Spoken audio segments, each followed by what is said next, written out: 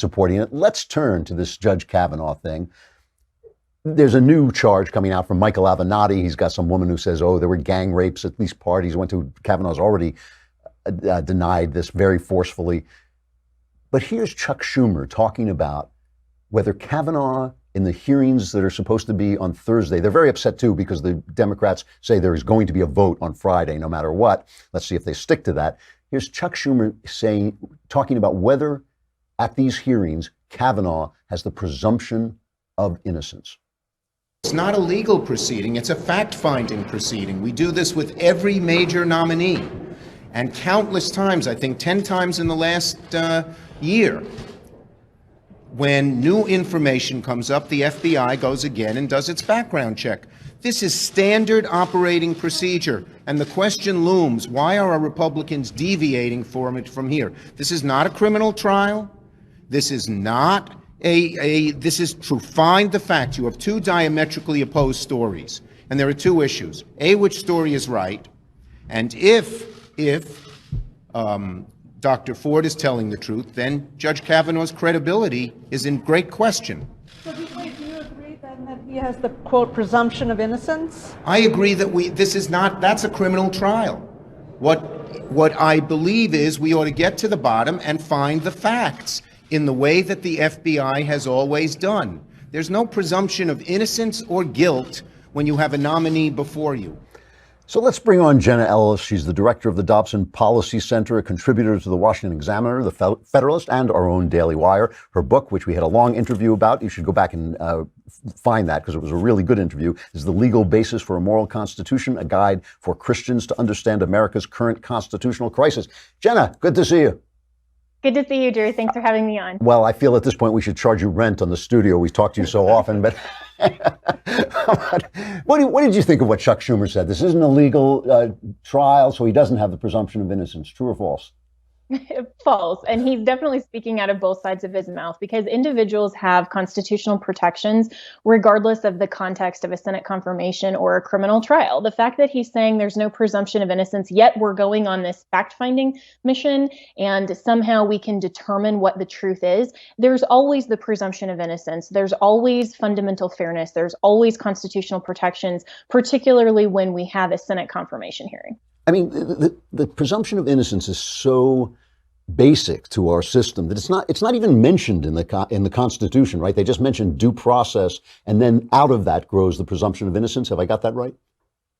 Yeah, and we as America have fundamental fairness and have these protections and have due process in place because we understand and remember historically our founding fathers coming from England and seeing how religious liberty in particular and some of these other types of issues were happening in their system of justice. They wanted to make sure that we understand that our freedom and our liberty can't be foreclosed by any government actor in any way without due process. And so for Kavanaugh to be going through a confirmation hearing, of course, when there's an accusation, he should have the presumption of innocence. It is always on the claimant, even in a civil context where you're not talking about criminal penalties. It's always on the claimant or the accuser to bear the burden of proof and to make sure that their allegations can be established by whatever standard of proof is in place. But that becomes the problem in this type of context because the Senate really can vote any way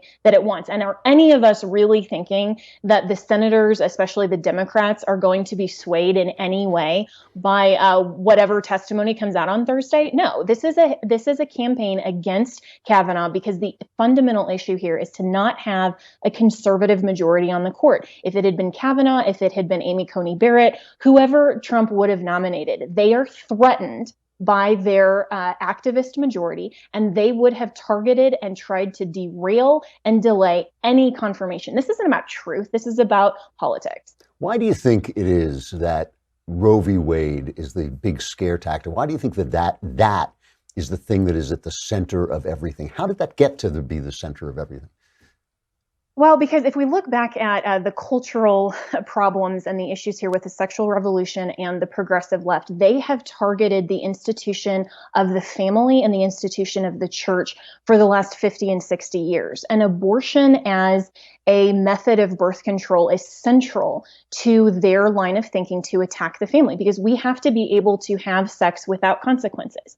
And that's what they believe that the proposition of Roe versus Wade stands for. And while they claim that they're standing for women's rights and all of that, what they're doing is actually taking away the protection of the context of the family that we see that God ordained. And so this is going not just to legal issues. This is a fundamental threat to their centrally held ideology that we need to have abortion as a method of birth control. And that's what they're fundamentally scared of. It's kind of ironic that they're using sexual malfeasance to defend sexual libertinism, but I guess that must make sense to them somewhere along the line. What do you think of bringing in the Republicans, obviously conscious of the optics of having old white men question a woman who says she's been sexually abused? They're bringing in a woman prosecutor from Arizona, I believe it is, to question her. And whatever the Republicans do, the Democrats protest. But the Democrats are protesting that. How do you feel about that as a mode of questioning at a Senate committee hearing?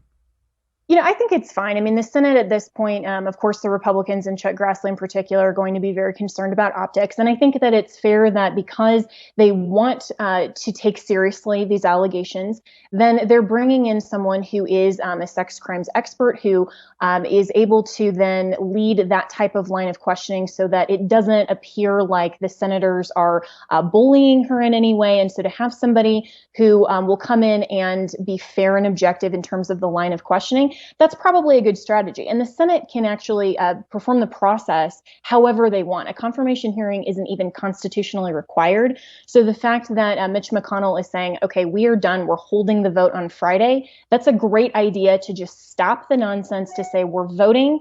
And the Constitution provides for removal of justices if anything actually is provable in any of them. Interesting. But then they would be stuck with actually having to prove it. So my last question, this Me Too thing, which I have to say I have sympathy for. I've seen women mistreated. I work in Hollywood. I know exactly the way that transactional sex goes down there. But at the same time, it seems to me it's being used as a bludgeon against due process. As I ask you this both as a constitutional scholar and as an official girl, what isn't there some danger that this Me Too thing is? What's that? That's going on my resume now. Isn't there a danger that this Me Too thing is so emotional that it can override our rights? Absolutely. And I actually wrote a piece in the context of the Me Too movement last year for Washington Examiner that says, the headline is, in the context of sex crimes, there's no right to be believed.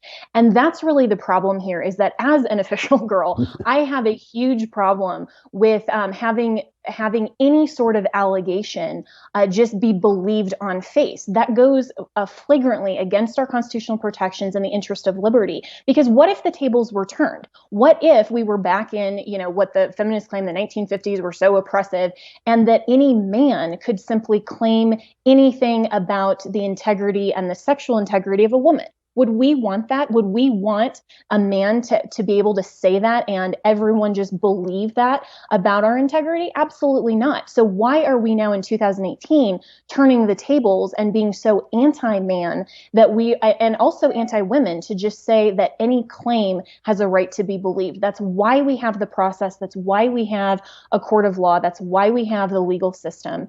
And I think that it's dangerous to be so gender bifurcated that we're willing to believe people simply on the basis of gender. That's actually completely against what the left would say. They don't want anyone to be unequal on the basis of gender, sexual orientation, race, religion. I mean, that's what the civil rights movement was all about. And so for the left to claim that somehow a woman on the basis of gender has a right to be believed more than a man on the basis of gender, they're actually fundamentally going against their own civil rights movement in the 1960s. It does seem that way. Jenna Ellies, thank you. You should probably just stay there because we'll have you back by the end of the day. It's always great to talk to you and great to see you. Thanks a lot, Jenna. You too.